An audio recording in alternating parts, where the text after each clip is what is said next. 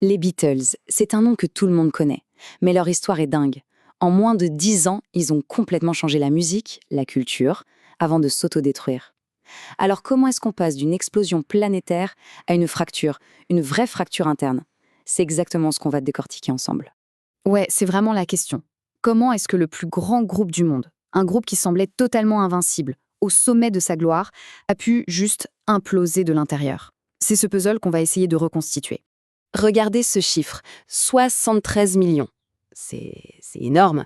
Et ça, c'est le nombre de personnes qui étaient devant leur télé pour voir les Beatles pour la toute première fois aux États-Unis en 1964. Ce n'était pas juste une émission de télé, non, c'était le vrai Big Bang de la pop moderne. Alors, avant de parler de la fin, il faut absolument comprendre le début, l'explosion. Parce que leur succès, ce n'était pas juste de la popularité, c'était un phénomène, un truc d'une ampleur qu'on n'avait jamais vu avant. Et ce phénomène, il a un nom, la Beatlemania. C'est un mot qui résume tout.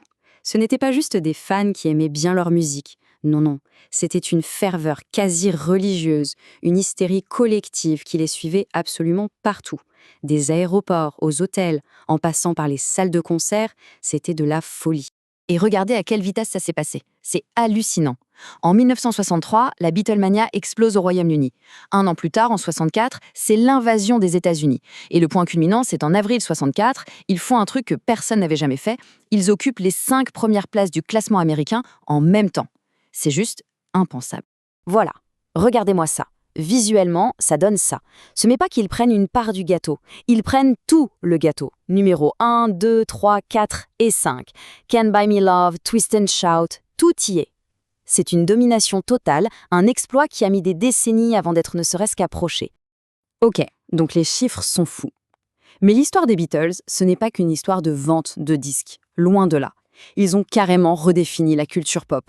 On va voir comment ils sont passés de simples musiciens à de véritables icônes culturelles. Leur influence, elle est partout. Déjà, la composition. Ils ont imposé l'idée qu'un groupe pouvait écrire et jouer ses propres tubes. C'était nouveau. La mode, évidemment, la coupe de cheveux, les bottines, c'est devenu un uniforme pour la jeunesse rebelle du monde entier. Ils ont aussi transformé les pochettes d'albums et les clips en véritables œuvres d'art. Bref, ils ont fait de la pop un art et sont devenus la bande-son d'une génération entière. Ce qui est fascinant aussi, c'est de voir comment leur public a évolué avec eux. En 64, on a les Teeny Doppers, des ados pour qui c'est de l'idolâtrie pure.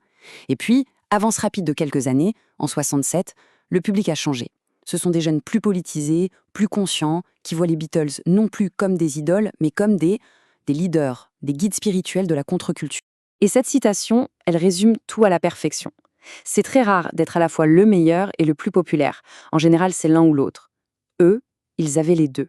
Ils étaient acclamés par la critique et ils vendaient des millions et des millions de disques. C'est cette combinaison qui les a rendus uniques. Bon, on a planté le décor. Le plus grand groupe du monde au sommet de son art et de sa popularité. Et c'est là que tout bascule. Comment est-ce possible? Comment un truc aussi énorme a-t-il pu s'effondrer? C'est le grand mystère qu'on va aborder maintenant. Alors, si on se demande ce qui a mal tourné, la réponse n'est pas simple. Il n'y a pas eu un seul événement. C'est plutôt une série de fissures, de petites choses qui se sont accumulées, jusqu'à briser ce qui semblait incassable.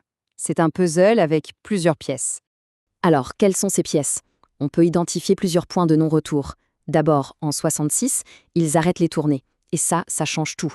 Ils ne vivent plus ensemble 24/7, ils deviennent 4 individus. Un an plus tard, en 67, leur manager Brian Epstein meurt. C'était leur ancre, leur boussole.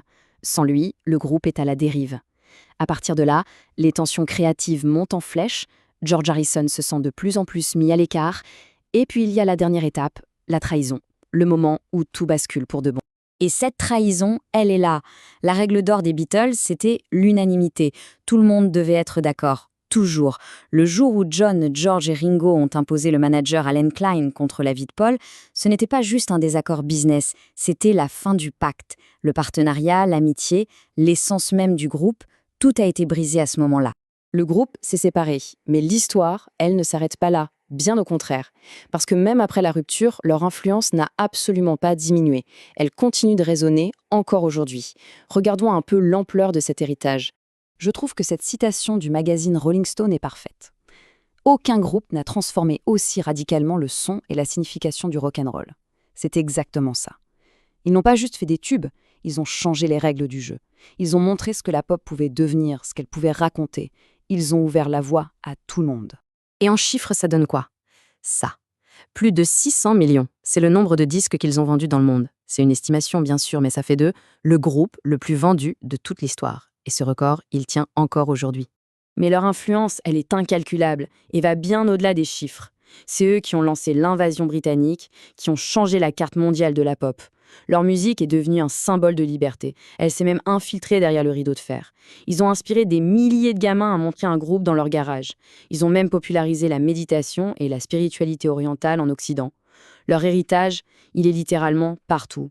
Alors on termine avec une question qui est peut-être plus pertinente que jamais. Est-ce qu'un artiste aujourd'hui pourrait avoir un impact culturel aussi massif? À l'heure du streaming, des niches, des algorithmes, est-ce qu'un phénomène aussi unificateur que les Beatles est encore possible? Est-ce qu'ils ont été les derniers géants, les derniers capables de parler au monde entier avec une seule et même voix? Le débat reste ouvert.